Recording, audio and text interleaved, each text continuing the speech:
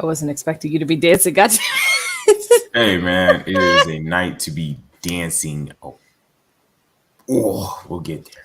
Yes, we will get there. Good evening, everybody. Welcome again to another riveting episode of Unpopular Review, AEW Dynamite Recap Show.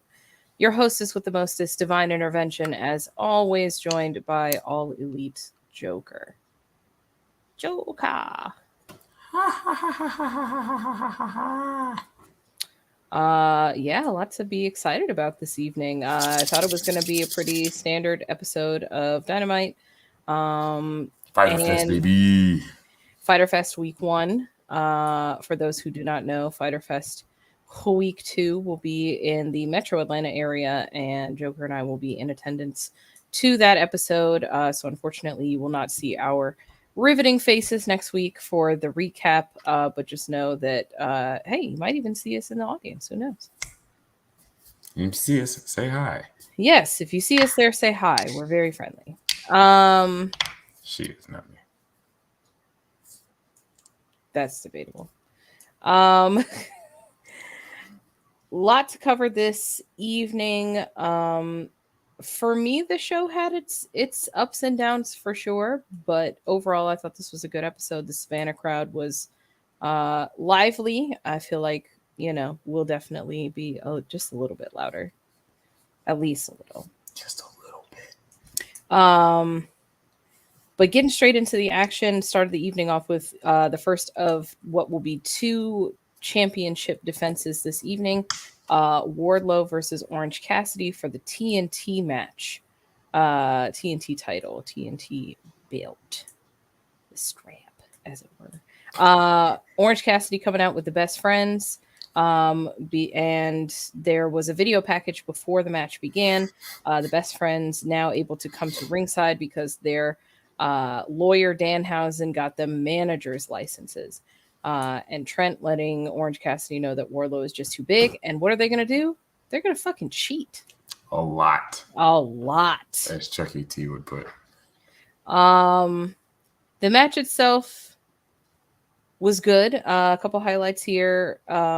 Started off really strong. Cassidy putting his hands in the pockets, and Wardlow essentially just rips the pockets out of Orange Cassidy's pants. So that... yeah, it was impressive. Like, he turned him inside out, and Wardlow just yanked him straight off his pants. So, very, very cool. A lot of back and forth between these two, a lot of chemistry. Wardlow, of course, with the power moves. Orange Cassidy with the swift counters. Orange Cassidy, middle of the match, with a distraction, and then the best friends produce a chainsaw from under the ring to cheat. Obviously, it did not go over well with Bryce Remsburg, and he ejected the best friends from ringside. Who cheats with a chainsaw? How else are you supposed to cut down a tree, is all I'm saying. Wardlow is a thick boy, so I guess I understand. Like a tree. Orange Cassidy essentially spends the match trying to get Wardlow to make some sort of mistake. Tries to push him into the ring post at one point, and Wardlow catches him and gives him a dirty look. And then he pulls Danhausen out from under the ring. Obviously, Danhausen known for being a sneaky boy and hiding out, coming out to curse people. And he thinks better of cursing Wardlow. He looks like he's about to do it, and in the end, he's just like, you know what? I'll just go. In the end, Orange Cassidy had a couple fire-up spots, but Wardlow has been countering that orange punch all match. Got hit with it once. He did get hit with it once, but for the most part, just grabbing the fist and turns it into a pretty wicked-looking powerbomb for the win. Joker, what are your thoughts about Orange Cassidy versus Wardlow? Hey, Elvis. What's going on? Good to see you, my friend. Indeed. We'll get to your other comment soon. I thought it was a fun match. I'm always happy to see when big guys can do the fun matches. And when I say a fun match, like, a match that you're not supposed to like buy into super seriously. Because, you get the pocket spot and, Wardlow rips the pockets off and then pulls the straps down on his unitard like he usually does. And And I love the bit where Cassidy's like, all right, and just puts the straps back on his shoulders and then just, like me doing that to somebody Wardlow size. And, I'm crying. hey, I love a good comedy match. And when you got Orange Cassidy in the ring, he's definitely one of those people who can, pop the crowd in a different kind of way. Because at the end of the day, everybody who goes to a wrestling show is there to have a good time. And I feel that's what these two guys did. We didn't bury Orange Cassidy in a squash match, but it also didn't make Wardlow look any weaker. He just looked like he was being patient with him more than anything. Like he was trying not to lose his cool, which again made him look like a smarter babyface. We like smart baby faces. And that spot towards there were some great spots in here. Wardlow's raw strength shined through so hard in this match, and it was just amazing. I can't count the number of spots that Wardlow just caught Cassidy in midair, and it's like, I know Cassidy's not that big, but that's still a grown-ass man that you just catching in midair like he's, a bag of rice. Right, yeah, exactly. It's just like, man, that dude's strong. And so, like, to see the end of the match where Orange is in midair, cocked back, ready to hit him with that orange punch, and then Wardlow just scoops him up and power slams him. Loved it. Great match. What's going on, my man? What's going on? Thank you for joining us. My man Wardlow did his thing. Glad to see him still as champ. Excellent back and forth between him and Cassidy. I always love when Cassidy hits that beach break on larger opponents because it just looks even more devastating. Plus, just again, a great visual. And so, I really enjoyed the match personally. I agree. I thought this was a great way to start Dynamite. A lot of great moves between the two of them.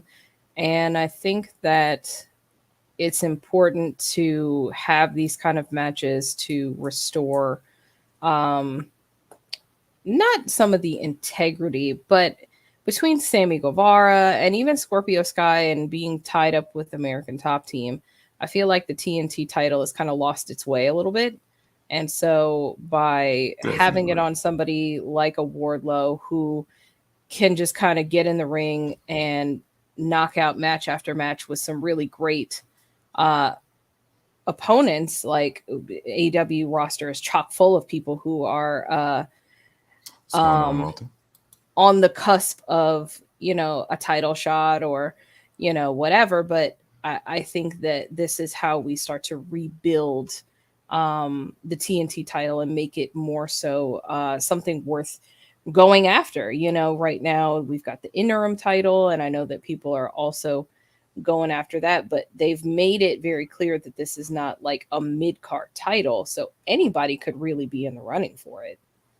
Exactly. And I too am glad that, Wardlow's trying to do right by the TNT title, which is a title that Mr. Brody Lee definitely brought a lot of prestige to.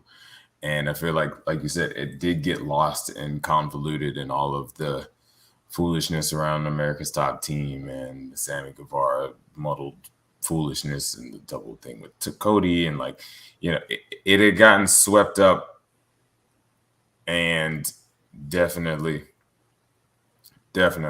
needed a rebrand, if that's what we want to call it. Yeah. Moving on, because I feel like we could sit and talk about the TNT title scene for quite a while. Elvis bringing up a very interesting point here. Is Pac in catering after winning the title? No, Elvis. As a matter of fact, we just immediately after this match got a video package of where Pac is with his All-Atlantic title. He is in England, defending it against a gentleman from New Japan. I feel bad that I didn't end up. See? I tell you people every week. Joker's the one in charge around here. Rev Pro. Shout out to them. But excellent. Yes, he is not in catering. He is overseas. So defending his title. Yes. And honestly, this is what this title should be. I think that the roster is pretty heavily saturated right now with championships, and the more women's tag teams that we start seeing, the more I'm starting to think that these women's tag titles are going to be coming out sooner than the trios titles, even maybe even before the end of the year. We shall wait and see. But having a title that can go to other promotions and not necessarily be in the spotlight unless it's changing hands, I think that that's great for the very limited amount of time we already have for AEW television. Yeah, and I also it just makes it feel like the territory times, and just like it. I've said this so many times, and I will continue to say it. AEW, for me, is everything I love about the indies, and then with the pageantry and level of production value for a high, a much higher level company. I'm not going to say on the level of WWE, because WWE has been at this for 30, 40, 50 years at this point, so it's going to take a minute. AEW is only 3 years old, but as far as like, it's just a giant indie promotion, and at least that's the vibe of it. And it's one of the things I really appreciate. And one of the things that is commonplace amongst the indies is you will see titles go from promotion to promotion, which does nothing but promote the business as a whole. I just want to see wrestling flourish. I just want to see wrestling thrive. As a wrestling fan, that's all I want. And so to be able to see, we've seen it the other way, where titles have come over to AEW and gotten, a little bit more foot traffic because of that. But I also think it's good that we're seeing, okay, this is an AEW guy with an AEW title that can go to other promotions and possibly lose said title. Because I honestly wouldn't be surprised if we see Pac wrestle maybe like in the G1 and lose it to somebody from New Japan, And so with a title that is kind of engineered to travel, you give yourself so much playroom with dream matches. I want to see Pac versus David Boy Richards. That'd be great. Just throwing that out there. TK, if you're watching, please. Crying. Next, we had a promo from Chris Jericho promoting next week's match for Fyter Fest Week 2. We, in the Metro Atlanta area, are getting a barbed wire everywhere match. Death match. Yeah, look, a little bit of confusion, because so they made it a point last week to call it a death match. And then during this promo, Jericho said nothing but the barbed wire everywhere match. Did not say death match in any way. So I was like, oh, well, it's associated with Shark Week. It is a sponsored match. So perhaps because of the partnership, they can't actually call it a death match. However, before we go to commercial at the end of the show, Excalibur makes sure to call it a barbed wire everywhere death match.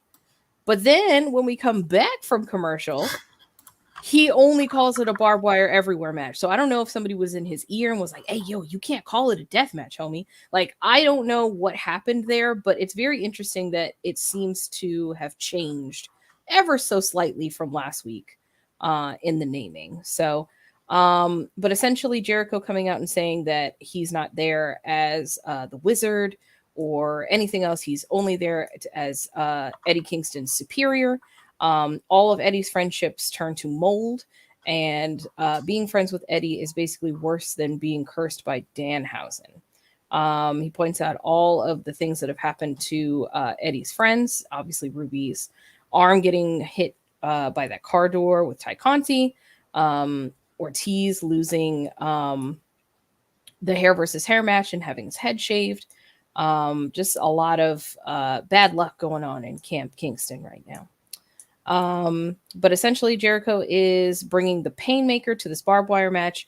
And he's just got a lot more experience with these types of matches, given all of the stuff he's done in his career. He also made this weird Noah's Ark comment during his promo that it wasn't for me. I don't know who it was for, but I didn't get it at all. If you did, comment below, let us know what the fuck he was talking about, because please. I have no clue. Yeah, it's very confusing. But yeah, so barbed wire everywhere, maybe a death match. We don't know. But Joker, I know you're super excited for this next week. Oh yes, all hail the Mad King. Um, Anytime I get to see Eddie Kingston live, I'm very excited.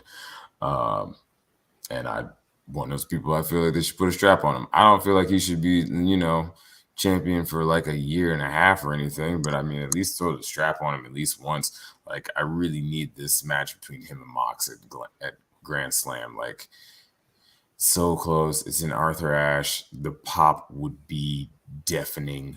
Like, just please, please, please give it to me. Especially, we'll get to the comments about it later, but especially with what happened this evening, I can't call anything anymore. Like, I never could with AEW. There's always the benefit of doubt, and that's one of the things I love about it.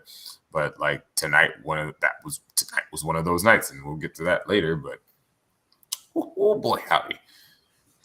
Yeah, it's very interesting that Eddie is in the position that he's in as far as this prolonged feud with Jericho and all the different sides that we've gotten to see. But it didn't take long for us to hear back from Eddie. We cut to commercial after Jericho's promo and came back to Eddie. And of course, he is pissed because he's like, oh, Jericho got 5 minutes in the ring and I get 30 seconds.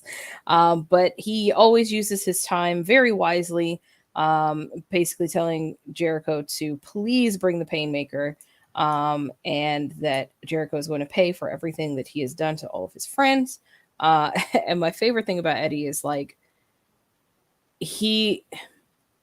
it's also real for him. So like the fact that he has to, fit this commercialized format or whatever, he exits with, this is my outline. I'm just like, Eddie playing by his own rules again.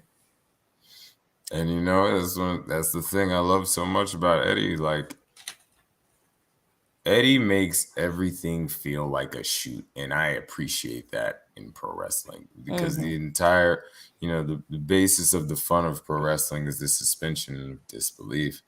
And Eddie Kingston says everything with such conviction that you believe every word that's coming out of his mouth, or at least you believe that he believes it, which in itself is a feat, and that's not something that you can teach. That's not something that is just an inherent skill that Eddie Kingston has. Not to mention, he's one of the stiffest workers in the game. So if you're going to have a match with him, be prepared to be in pain the next day. I don't know. For me, it's crazy. Like, Jericho's always been one of the greatest promos in the game, but like, man, just next to Eddie, like sometimes I'm just like, man, Chris, I'm gonna need you to come a little bit harder than that, man. Like, there's certain times where I'm just like, Jericho, come on, man. I know you can pull a better promo out of you than that. Mm-hmm.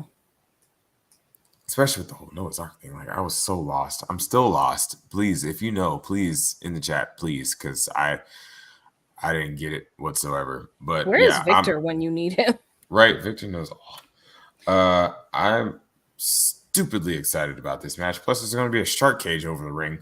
Yes. And barbed wire everywhere. Barbed wire everywhere. The Jericho Appreciation Society will be suspended in a shark cage.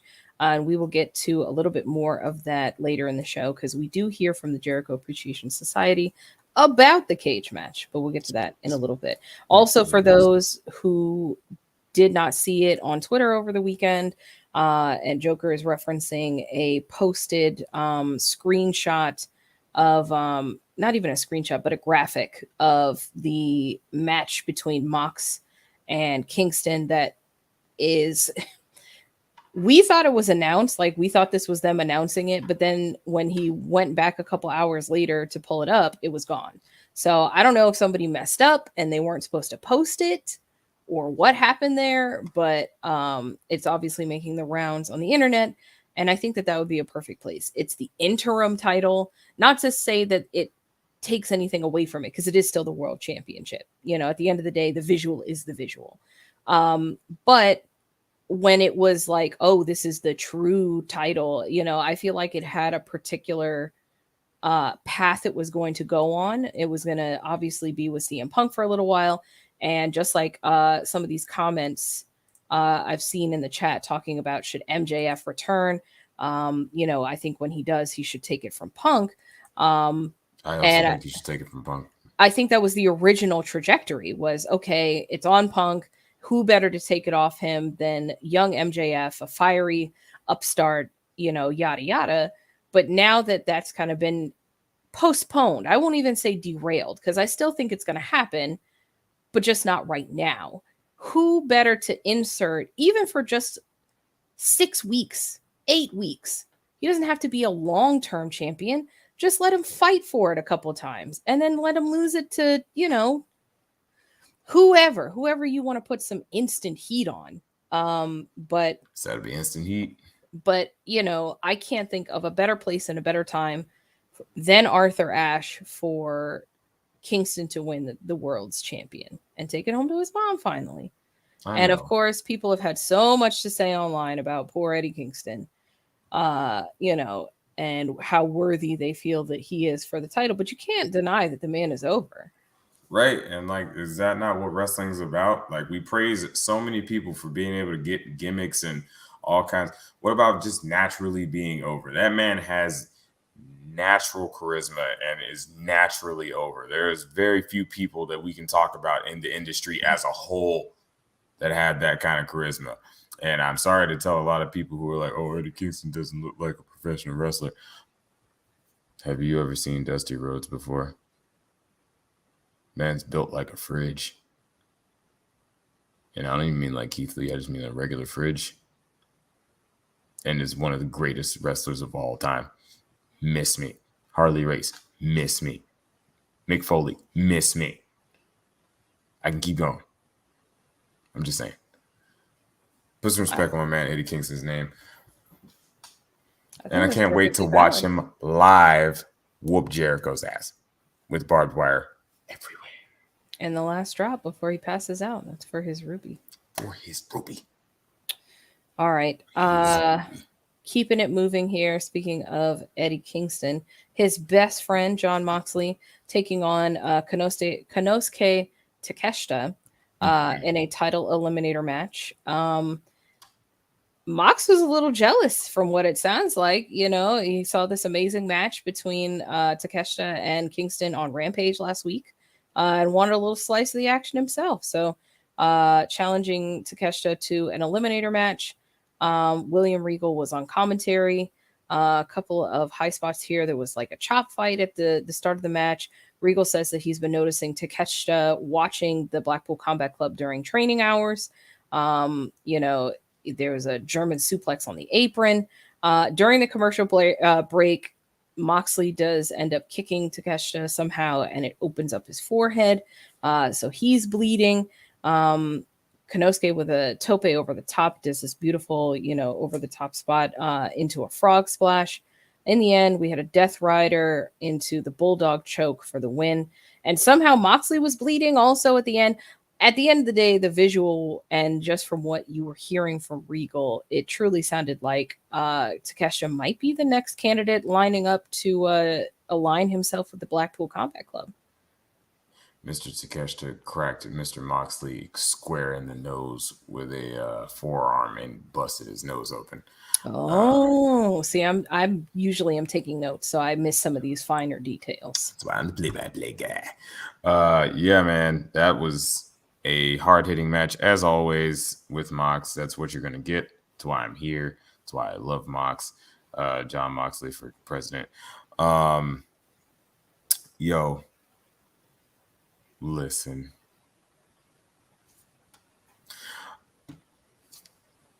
R.I.P. Daddy ass. I was super about the scouting for the Blackpool Combat Club, especially since Mr. Takeshita has been nothing but phenomenal since he's gotten here. The man's had match after match after match after match after match of just pure fire without saying a word. And so, thinking about him in the ranks of Claudio, Danielson, Moxley, the young Utah boy, I feel like it's a good fit for him, especially as much as and then of course the friends of the family like Kingston and LAX as people like to call it. I feel like Takeshita will do very well there, especially since he seems like he's going to be here for quite some time. Like he's signed with AEW via DDT. So I'm very excited to see what happens with Mr. Takeshita. I can't wait to see him with a lot more edge on him. You know, man's already been completely just fearless and fearsome. Him with the BCC and whatever kind of cool jacket he winds up getting, it's going to be great. Mm-hmm. So much blood. It's what I'm here for. Wrestling and blood. I'm here just for the first one. Well, yes. And also what happens this evening. Hey, what's up, my man? Good to see you. And also for what happens at the end of the night, because, oh, my God. I don't even have any notes on the match, honestly. I'm just going to set it up, and then I'm just going to let you talk. I'm just going to let you talk. Keeping it rolling here, we had a House of Black promo. Obviously, Brody taking out Darby to, what was that? The Rampage Rumble or something? That was what it was called, right? The Rampage Rumble? Royal Rampage. Was it the Royal Rampage? The thing with Hangman and the Battle Royal thing? Yeah. With the 2 rings? Yeah. Yeah, Royal Rampage. Oh. Anyway. I'm the mark. Brody ended up attacking Darby Allin at a promo signing over the weekend. Put him straight through a table, totally trashed his merch stuff, like beat him up. Yes, because what ended up happening was he faced Mox, and at the end of the match, Darby came out to try to shake Brody's hand to, kind of give him his like, I respect you. That was a great match. Blah blah blah. Brody says he doesn't need anything from Darby. It's Brody's time to shine, and he's going to do that by taking what is Darby's. So I'm assuming he means his spotlight. The two are set to face off next week at Fyter Fest Week 2. I personally am very excited about this match. Darby's one of my favorites. And I love the House of Black. I think that all the members are so cool and spooky. And Julia Hart at the forefront of this particular promo in place of Buddy Matthews. So good to see the House of Black making friends. They're not the only Darby is not the only person feuding with them right now. We'll hear a little bit more about who else is on their shit list a little bit later on. But yeah, Darby versus Brody 2. Well, I can't even say 2 because they faced each other for about a minute and a half at the end of the Rumble. So this is truly them going at it for the first time. You could call that facing each other. Yeah, I don't know if I would call an execution a face-off, but that's a better word for it. Yeah, Darby hanging off the edge of the ring, poor dear. Hung the man with his own forearms. It's an impressive spot, though. I was about to say, talk about a tree. Yeah, now that. Hey, man. That's who you need the chainsaw for. I don't think you'd probably break the chainsaw. Just on his beard alone. Indeed. It's a very nice beard. Christian did great on the mic again. Did he? Did he, though? Or did he just completely murder another pair of young, unsuspecting gentlemen? Christian Cage and Luchasaurus came out. Luchasaurus set to have a match with Griff Garrison and Brian Pillman Jr., of course, out there with his homie. Christian Cage, of course, has a microphone. Christian proceeds to basically say that the Varsity Blondes really annoy him and that Brian Pillman is not a legend like Christian Cage is, but basically average at best. And that he feels justified in speaking on behalf of the late Brian Pillman in that he'd be ashamed knowing that his last contribution to the industry that they both love is his son, Brian Pillman Jr. Obviously, Brian Pillman not super pleased about that, but what can you do? There's a giant evil dinosaur protecting Christian Cage right now. And so then he proceeds to turn his attention to Griff Garrison and psychs up Luchasaurus for his match by saying, hey, doesn't Griff Garrison look a lot like Jungle Boy? To which Luchasaurus proceeds to stomp his way to the ring, completely squash Griff Garrison, tie him up in what they're calling the tar pit, his modified snare trap submission, and he got the win. Not a whole lot to. Then he headbutt Brian Pillman Jr., put him on top of the table, and then chokeslam Griff Garrison into him twice to go through the table. Murdered. It seems to be Luchasaurus' MO, and I mean, as a dinosaur, I think that's what he's supposed to do. So I guess he's just, being a dinosaur. So is that just? I mean, I'm fine with it. If this is just where we are until Jungle Boy comes back to avenge everybody, but like, are we just gonna see Luchasaurus? Is this the new acclaimed rap? Christian Cage comes out and talks shit about your worst demons and darkest secrets, and then Luchasaurus proceeds to kick the shit out of you. Yo, when Christian came out there and was like, you and Jungle Boy have a lot in common. You both had fathers. I was like, God damn, man, calm down. And then for him to go, at least I respect your father for, the fact that he bled in this ring and da-da-da. But hit him with I'm sure he'd be appalled at the fact that his last contribution to this industry was you. That's rude and hilarious. Yo, Christian, yes, Elvis, it was cold. It was icy. Very, very icy. I don't know flavor though. Christian Cage on the mic is a blessing. Heel Christian Cage on the mic is money.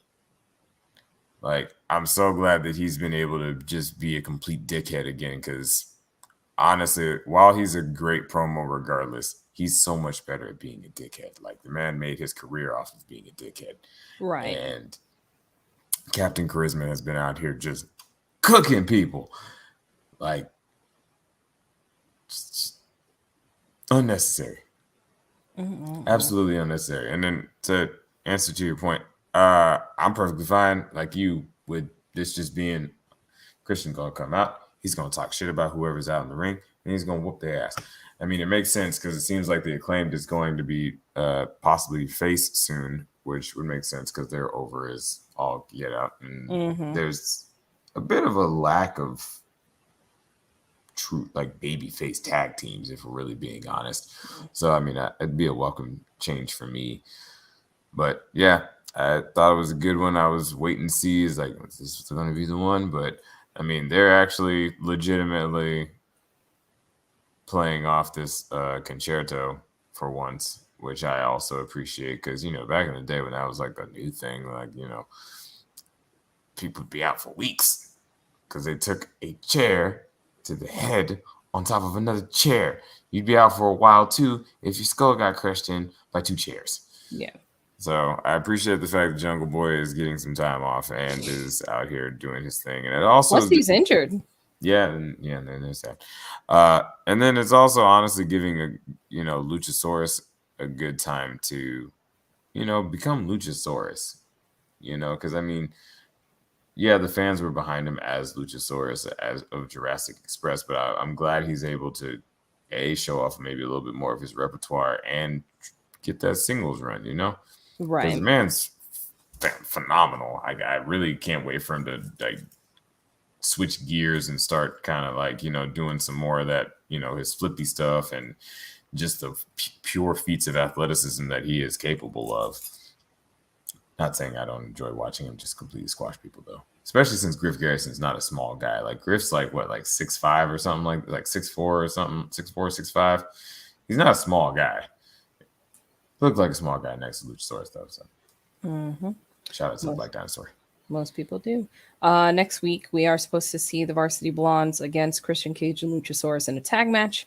was made official before the end of the evening by Tony Khan. So we will be getting to see some follow-up to this. So I don't know who he will be cutting down next week, since he already verbally murdered these two. But I guess we will have to wait and see who else ends up in the scopes of Christian Gotta get him Cage. again. Like the Acclaimed. Since the Acclaimed can't do it anymore, somebody's got to do it. Why not Christian Cage? And it's funny because every time I think, oh, well, what else could he possibly say?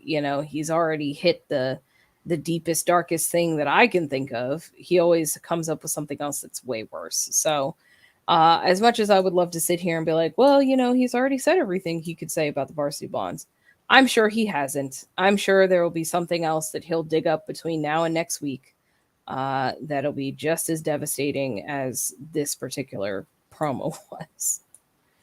But keeping the train moving, we did hear from the Jericho Appreciation Society, Daddy Magic, Cool Hand Ange, and Daniel Garcia, all asking questions about this whole shark cage situation. And they bring up a very interesting question. Why aren't Eddie Kingston's friends being put in the cage? I mean, obviously it's because the Jericho Appreciation Society is always out to cheat, but I digress. So, of course, asking questions like, how high is it going to be? Why aren't Eddie's friends supposed to be in the cage? Essentially, 2.0 ended up walking off screen, and then we did get a solo promo from Garcia cutting against Wheeler Yuta in regards to their match at Death Before Dishonor for the Ring of Honor Pure Championship. Yes. That, of course, is going to be a banger. For anybody who doesn't know, the next Ring of Honor pay-per-view will be on Saturday, July the 23rd. Death Before Dishonor, setting up to be quite the event. They did go through some of the confirmed matches at the end of the show. Got Samoa Joe and Jay Lethal. Them boys versus FTR2, baby. Yep. Got a lot of good stuff going on. So if you like indie wrestling, definitely recommend checking it out for sure. But yeah, very interesting question from the Jericho Appreciation Society. Curious how this plays into next week. Will we be seeing 2 shark cages? I don't know. We'll have to wait and see. Also, let us know when we do get back. Let us know how the show looked. I mean, I'm sure we're probably going to wind up watching it. But in case we don't, please let us know how the show looked. And if you can see us. Indeed. Hopefully you don't see us. You don't perceive. One final promo segment here before we get into the next match of the night. We did hear from Hangman Adam Page. Obviously upset, or not upset, but disappointed about being eliminated from the Rumble situation from last week. Hey man, look, I'm tired. It's late. It's okay. I don't got the energy. But anyway, disappointed about being eliminated by Brody. And Johnny Hungy and Alex Reynolds come in from off screen. And of course, they're like, well, if you think you're pissed, we are definitely pissed. They call out the House of Black. Once again, the House of Black do making nothing but friends. And John Silver says that they're going to beat those spooky perverts, which is, of course, a callback to what the Dark Order used to be called back in the day. For those who are new to the promotion, Dark Order was not well received in its early stages. Dark Order now is very different from Dark Order Day One. Yes, very family-friendly version that we're seeing now. I wouldn't say it was too out there, but it was a little bit more culty, I guess. They made a throne out of their bodies. I was about to say, Spooky Perverts was pretty spot on, honestly. I mean, we weren't very hot on Dark Order, at least until we saw Uno and Grayson. Yes. Oh, I miss Stu Grayson so much. I know. I digress. I know. But so it is nice that they're able to kind of do these callbacks and touch on a time where they were a little bit less popular. Obviously, John Silver's super over whether he's in a tag match or doing single stuff. So they call out the House of Black. I guess it's going to be a trios match. So I guess Buddy Matthews will at least be back sooner rather than later. And Hangman is like, you know what? Sure, why not? The Millennial Cowboy is in for a rootin' tootin' good time on Rampage. That's what cowboys say, right? Oh. Yeehaw. I was laughing at Flute and Dootin. Oh, God. Yeah. But yeah, man, I'm excited. I mean, it's Hangman Page and the Dark Order. Also, I don't know who all's watched a lot of their tag matches, but Silver and Reynolds have amazing tag team offense, and it's something I wish we got to see a little bit more of, to be completely honest. But anytime we're able to see it, like at this point, I'm imagining them, they're doing their little combo maneuver with a stunner with the backflip and the suplex and everything, and then only for it to just get rounded off by a lariat with Hangman. Like it's gonna be glorious. But yeah. Now, is it a trios match or is it a tag team match? Because from the way they were talking, I thought it was going to be a tag team match, which makes sense considering they would need to take the L. Hey, man, I don't know. We'll find out on Friday.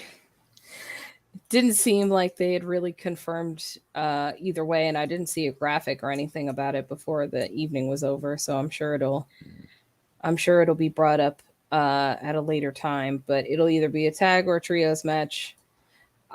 I want to say trios, but with Buddy not being in that promo, I don't even know if he's there. So it could just be a tag match. Well, I guess we'll wait and see. Next, we had a match with more of the Jericho Appreciation Society, Jake Hager versus Claudio Castagnoli of the Blackpool Combat Club. He's Swiss.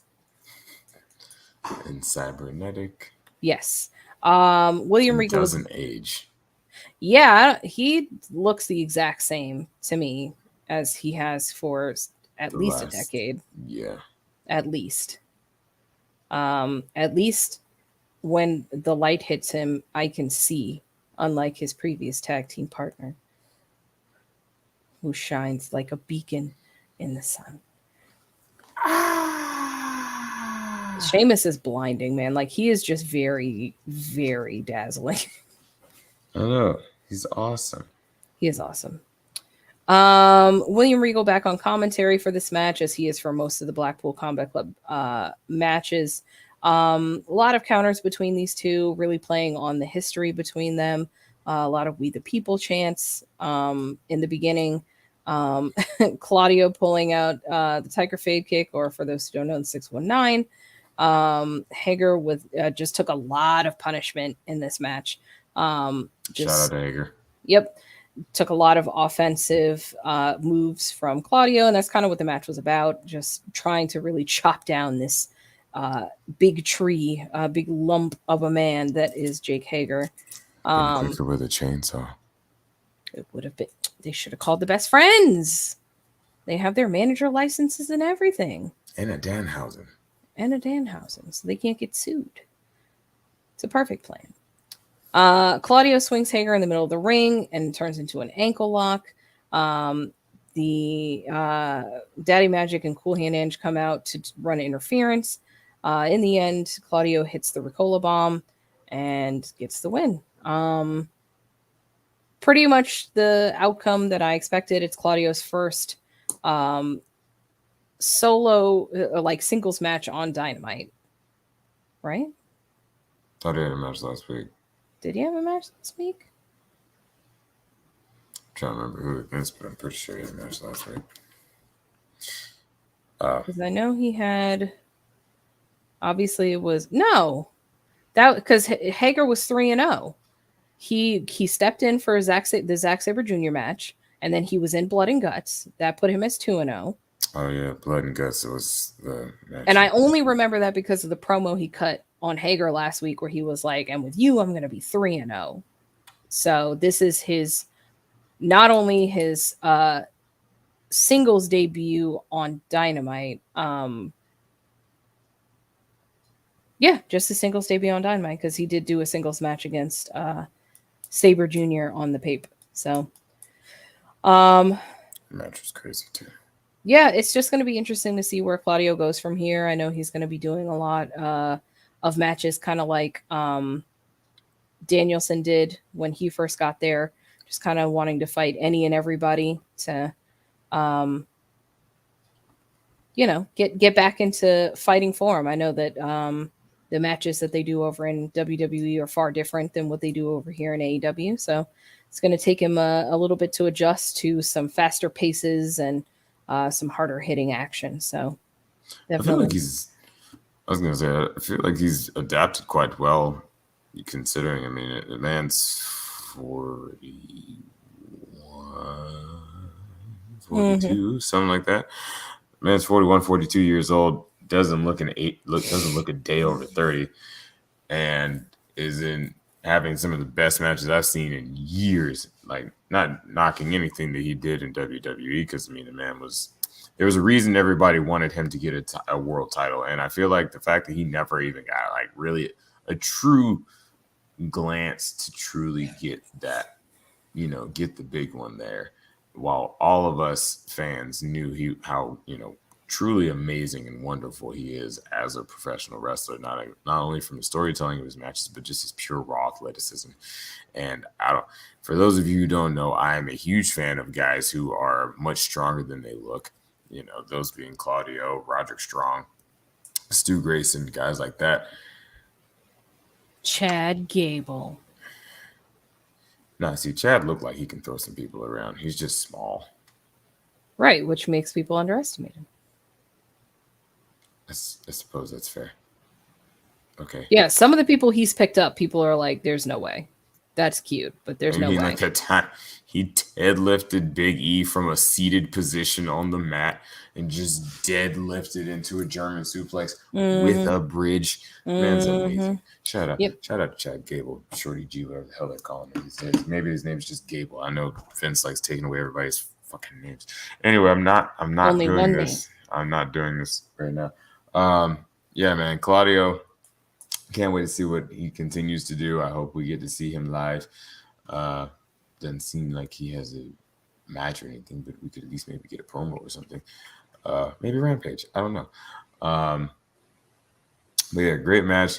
It was evident that they had a lot of chemistry. This is one of my favorite Hager matches in AEW, to be completely honest. I feel like this was probably the one with the most flow and truly showed off how well conditioned Hager really is, because I feel like a lot of his matches have felt a lot more methodic and just kind of slower. He didn't feel as smooth, but like this match, especially that bit where Claudio did that springboard and it looked like he almost got like suspended in air as they wrapped around him with the camera as he performed this uppercut. It was absolutely beautiful and one of the best uppercuts in the game, if not the best uppercut in the game. But yeah, great match. Can't wait to see more of Claudio. I'm hoping it's just him going through Jazz and eventually making it to Jericho, I guess, once he recovers from whatever it is Eddie does to him next week. Can't wait to see it. Yeah, can't wait to see more of Claudio. I'm so glad he's here in AEW. Agreed. Thunder Rosa promo next, hearing from the champion. She was excited to return to Japan as the AEW Women's Champion. But of course, sad that she lost her eliminator, title eliminator match. So her opponent that she faced in Japan will be coming to America at some point to face her for the AEW Women's Championship. So she is sad about that. But at the end of the day, she's just happy. She got to, I guess, hang out with Toni Storm. I guess they're best friends now. Which, look, it's fine. I'm glad that they're doing storylines and stuff with the women's division. Do not get me wrong. It's just funny to me how, like, they're supposed to act like they're besties. And I'm like, I don't know if you guys even really knew each other beforehand, but that's fine. That's cool. You're baby faces. It's a thing. You guys are friends. You got a cool tag team name. Thunderstorm is That's true too. Yeah, and a shirt. The shirt is actually pretty cool. But Britt Baker and Jamie Hayter are back on the scene. Britt Baker, of course, saying that she had tried her best to stay away as the role model. She was trying to give the other girls an opportunity to shine. And so obviously it is a wreck without her around. And so they are making an early return. And she said, Hayter says that she knows the best way to deal with a thunderstorm. And they give them a sandbag. Little dig. I know we talked a couple weeks ago about Thunder Rosa and her sandbagging or not assisting, doing the do for Marina Shafir. Yeah. So that was a great one. Little dig there from former AEW Women's Champion, and I mean, I can't say she's wrong. As much as I was happy that Rosa ended up winning the championship, the women's division had a lot more direction with Britt Baker at the helm. I don't think that I would want to see her as champ again anytime soon, but I think that her point was still valid, which is a shame. You know, I want more for the women's division, but hopefully Britt can do something to try to bring everything back on track. Seems like these four are going to be seeing a lot of each other over the next couple of weeks.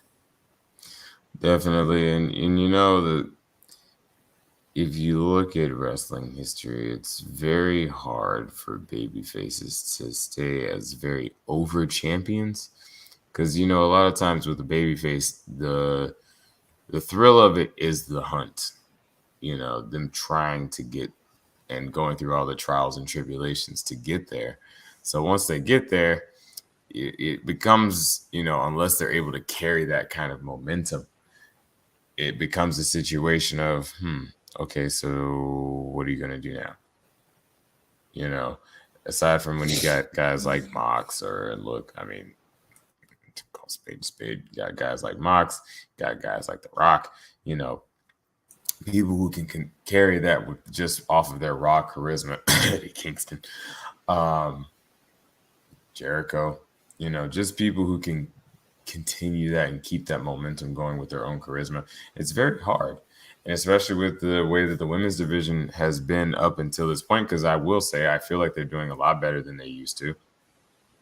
You got a lot more segments with the women, because what we had the Jade stuff. Oh, we haven't gotten there yet. Anyway, we had Jade stuff.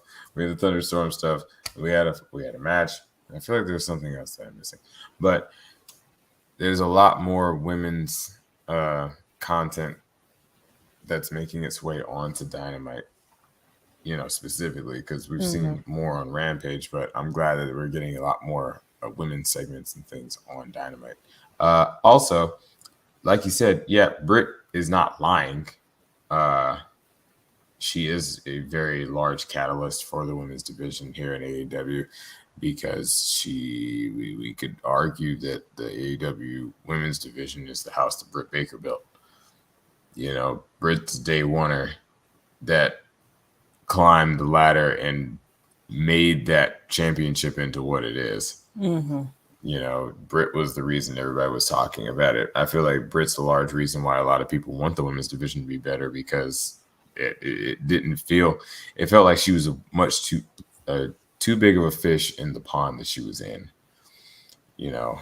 And while that helped make her shine a lot more, it was also, you know, it did become that situation where everybody was like, well, she's not going to beat anybody until, lose to anybody until Thunder Rosa.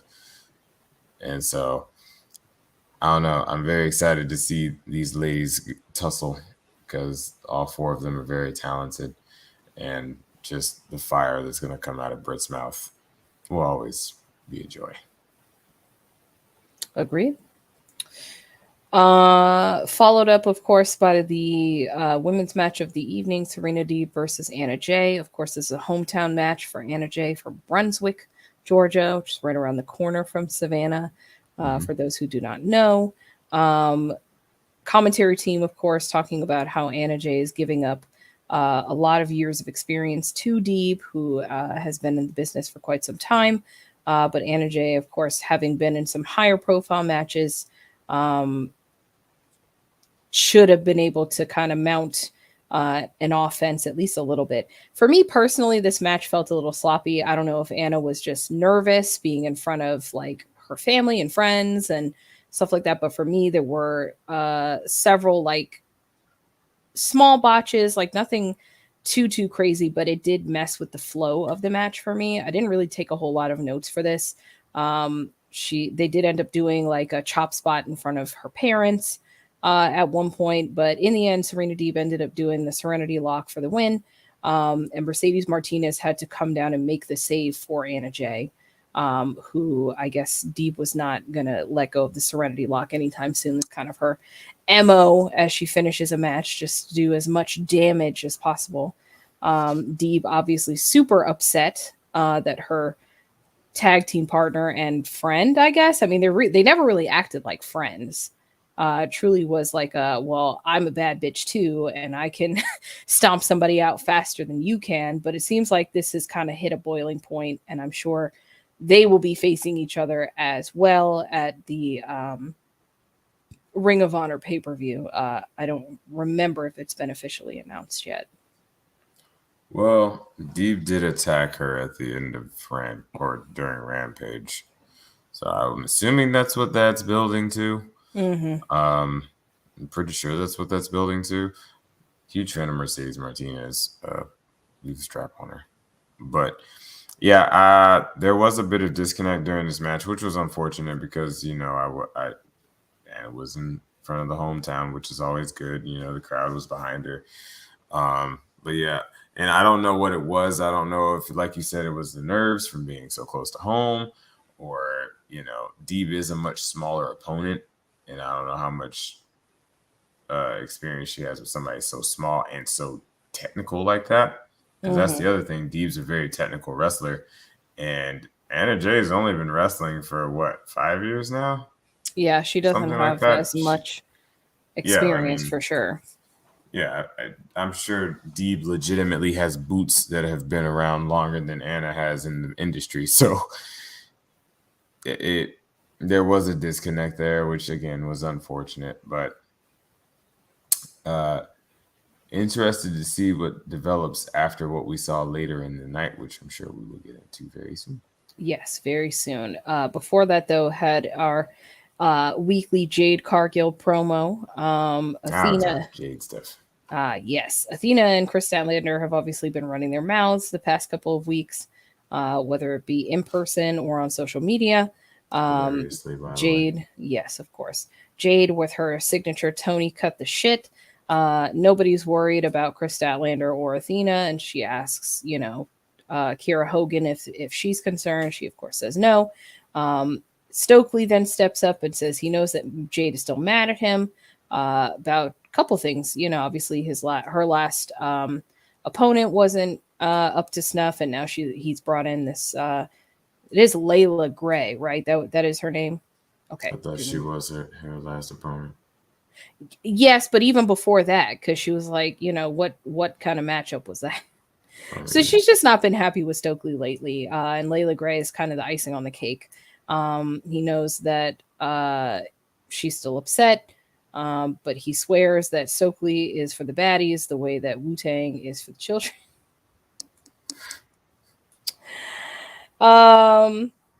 And Kiera Hogan makes a point at the end of the promo to let Layla Gray know that she will never be a baddie. Period. Potential match between the two of them down the line, I'm sure. I don't know how long Red Velvet is supposed to be out, but this is kind of some interesting infighting amongst the baddies while she recovers, just to keep things a little interesting. But yeah, not a whole lot to break down here, but I'm sure we will see more of all of these players going into Rampage, since there is a match between Kiera and Athena? Chris Statlander? She fighting one of them. No, I think it's Athena. She's the new girl on the block, so I wouldn't be surprised. But yeah, regardless, we will see more of them. We see them every week. And I'm not upset about it. You know, obviously still very much in love with Jade Cargill and the baddie section. Very excited to see them next week. Pray for me. Maybe I'll get noticed. Where's Miss Empire? I know, right? Please. One final women's segment. So that makes 4 back to back. Like you said, adding a little bit more time to the women's division, which I love to see. One final promo circling back to Anna Jay, obviously after her devastating loss to Serena Deeb. She's in the medical area, and Ty Conti pays her a visit. Obviously, for those who are newer and don't know, Ty Conti and Anna Jay used to be inseparable. They were best friends. Truly best friends. Mm-hmm. Tagged together. Yeah, they were a tag team. They had music. It was that great. Bomb-ass street fight. It was great. And then Ty got engaged to a heel, so now she's a bad guy. But essentially, Ty showing some mock concern for her former friend, saying that, you know, it's too bad after all this time that she was out on injury. Now she comes back and she ends up like this. And Anna Jay says, well, you know, I'd rather end up like this than what you did to Ruby with that car door situation. And I was like, well, you know, maybe you should have done it. Then maybe you'd get on TV a little bit more. But in the end, she does.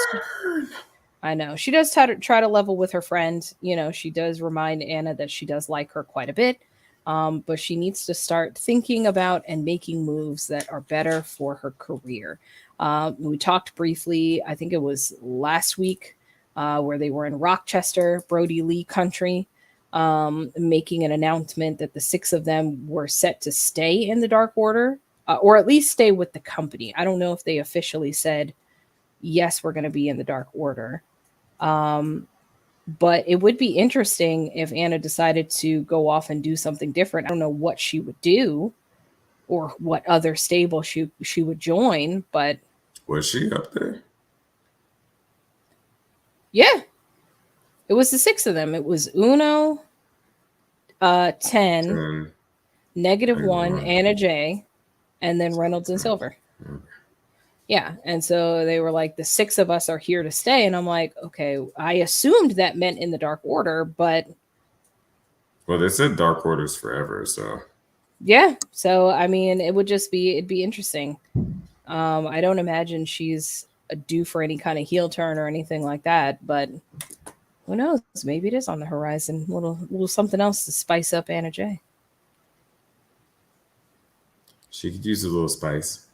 Honestly, I thought she would have been a better fit for House of Black versus Julia Hart, but man, just my personal opinion. What do I know?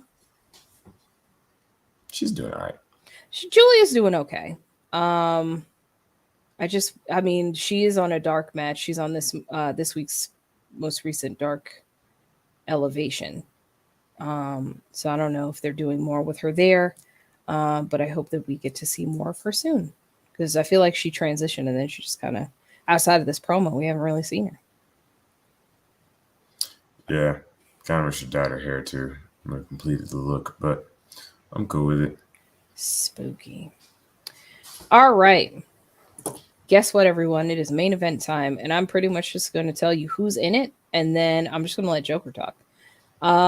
So it is Team Taz, Ricky Starks, and Powerhouse Hobbs versus Swerve in Our Glory, Swerve Strickland and Keith Lee, versus the Young Bucks, are reigning and defending tag team champions. It is a triple or nothing match, so it is a 3-way tag match. So, you know, anybody can tag anybody in, but it is supposed to be 2 people in the match at a time. Joker, go ahead and take it away. All right. So first it started with entrances, and then all hell broke loose. There were so many spots in this match, I couldn't begin to do it justice. But I appreciated the way the match was laid out, because, I mean, you had 3 outstanding teams of very talented men in this ring. And I feel like they properly balanced the high flying, more agile stuff with the strength stuff, and then had the big man stuff with Hobbs and Lee. Keith Lee teasing a dive the entire match to finally do the dive to spill everyone. Loved it. Matt Jackson with his what do we call them? Locomotion, Northern Lights suplexes. Always love to see it. It stays basically within a little box within himself, and he just keeps doing Northern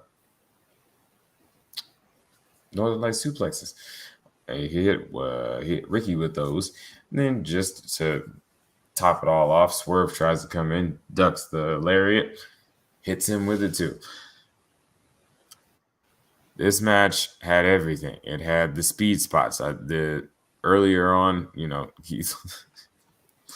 Keith Lee starts with Matt Jackson, and Matt tries everything that he could, and it just didn't work. And he's like, you know what, big guy, you got it. And goes, tags out his quicker brother, hopefully, who can run circles around Mr. Lee. But Mr. Lee grabs his little brother and Swerve. And watching those two go speed for speed was absolutely beautiful. I love the spot where Swerve throws Nick Jackson out of the ring. He attempts to, but Nick dives out the ring, and then Swerve dives out behind him and does that cool handstand thing that he does over the ropes and then landed on his feet, only for them to stare at each other, drop kick each other, kip up on each other, then dive back. The unison was so beautiful, and every time I see Swerve on my screen, I'm just like,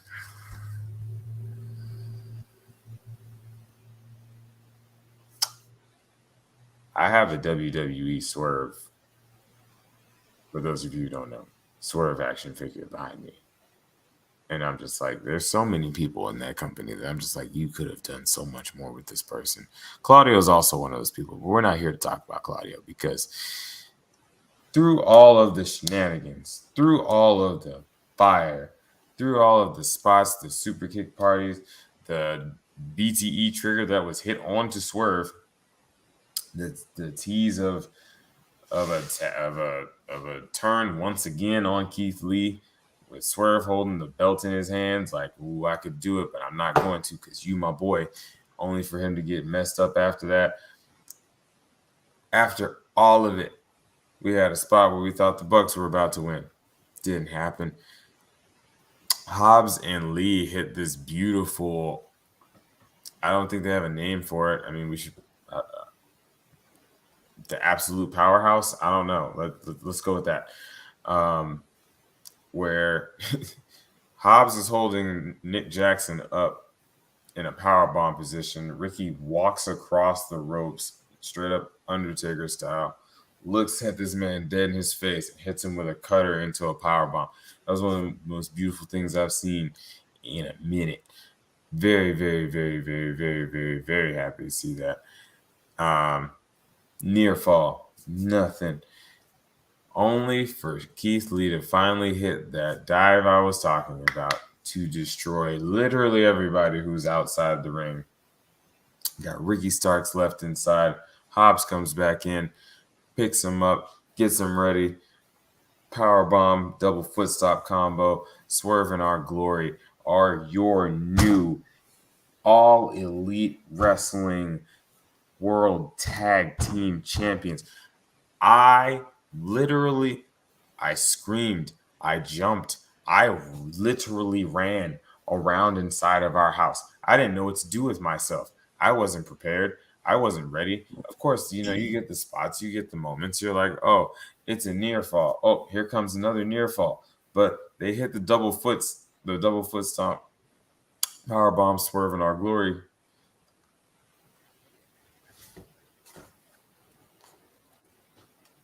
I don't see any young bucks anywhere.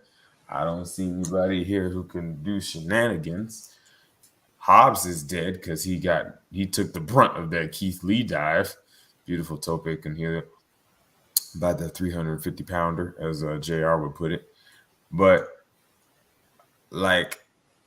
the sound that came out of my body when Keith Lee and Swerve won was just something like I'm so glad that happened down there in Savannah and didn't happen up here, because I don't know. I would have exploded where I stood, like one of those old school like cartoons when you turn into like a matchstick. Like it'd have been like that.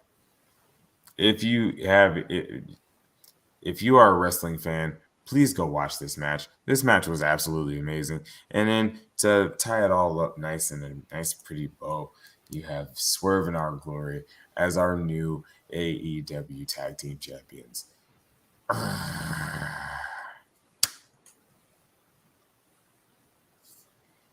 How did you like the match? It was good. I'm happy they won. There you have it, folks. Hey, man. Look, you said everything that needed to be said. It was a great match. I mean, everybody pretty much called for the Young Bucks to walk away with the win here, going into potentially All Out. But there's a lot of time between now and September. The beginning of September, got a whole 6 to 7 weeks of stuff that could be done with these belts. I know that people want to see FTR with all the gold, and if they retain against the Briscoes at the Ring of Honor pay-per-view, then of course I think the next destination for them is the AEW World Tag Team Champions. However, we have seen the Young Bucks versus FTR quite a few times. So honestly, with how much tag team talent we have on the roster, I'm glad that they are going in a different direction versus leaning on, at this point, what would kind of be considered Old Faithful. It's like, oh yeah, if we throw FTR and the Young Bucks together, of course they're going to have a banger, which is great. But, I don't watch this promotion to see a lot of repeat stuff. Not saying there aren't some, like, because I could watch an Orange Cassidy Will Ospreay match every week and be perfectly happy with it. I could watch Will Ospreay versus anybody every week and be happy about it. Right, but that I feel like that's you liking to see a particular person, not necessarily liking to see that particular pairing. So I think that it is good that we have new tag team champs, complete Swerve, like pun semi-intended. But yeah, they got us. I too jumped up, I screamed, like I did not expect for them to win. I'm super, super glad they did. I think that both of them are super talented.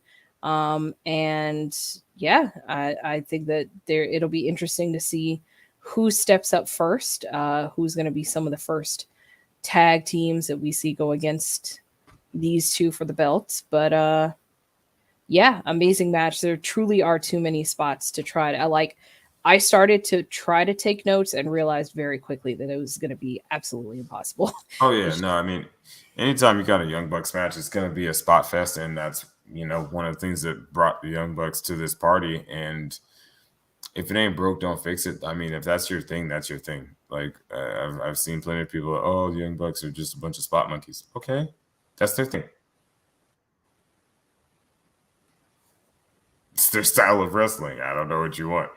Also, just a quick thing. I really do feel like it was a good plan to do this and take the belts off of the Young Bucks, because FTR, I don't know what goes after White Hot, because I know that's after Red Hot, but like whatever's after White Hot, because like Blue. Blue, there you go. They're Blue Hot. Okay. The thunderous FTR chants on last Wednesday, I feel like are what truly. Was that last Wednesday or Rampage? No, it was Wednesday. It was Wednesday, yeah. On last Wednesday was truly it would have been hard for them to leave the titles on the Young Bucks with the idea of it being FTR versus Young Bucks at All Out. It'd have been hard to keep the titles on the Young Bucks that long and not have them cross paths with FTR, because FTR is just too hot. They're the best tag team in the world right now. And there's not really a logical reason for you to keep those titles away from them. Now, Interesting thing, I'm wondering if we're going to get FTR taking the belts off of Swerve and Our Glory, only for the Young Bucks to try and get a match at All Out against them for them to win it back. So we'll see. What do we give this show this evening, Divine? 8 out of 10. Solid show as always. Like I said, I wish I could score it a little higher. The women's match was a little off for me, and there were a couple of other little things throughout the night. I was like, I mean, okay, I guess, but yeah, I mean, 8 out of 10 for sure. Little nitpicky things, but right. Journalistic answer, 8 out of 10. How I felt going out and leaving the show, 10 out of 10. 10 out of 10, man. 10 and a half out of 10. Talk about ending on a high note. Send the crowd home happy, and I was already at home, but damn it, I was happy. Indeed. And I appreciate that in my wrestling and getting what was advertised to me. Indeed. Joker, play nice. We're about to end the show. I have to say this one. All right, everybody. Like, share, and subscribe. You can find us at Unpopular Review, above and below, all social media networks. Just type us in. We'll be there. Check us out on Instagram specifically. We did get an opportunity last month to meet a couple people. He is now one half of the new AEW World Tag Team Champions. We did get an opportunity to meet Swerve Strickland at River City WrestleCon. So check out the pictures. Mercedes Martinez was there. Thunder Rosa, quite a few AEW. Okay. Malachi, a lot of different people that if you watch AEW, you'd be familiar with. So check us out on social media. Thank you so much for joining us. Wonderful to see everybody as always. Reminder again, we will not be your hostesses with the mostesses next week. We will be at AEW Dynamite, as they will be at our local event center. So whoever comes in, be nice to them, or don't. I'm not your mom. But anyway, thanks for joining us, and we'll catch you guys next time. Peace. Enjoy your wrestling, everybody, whatever that may be.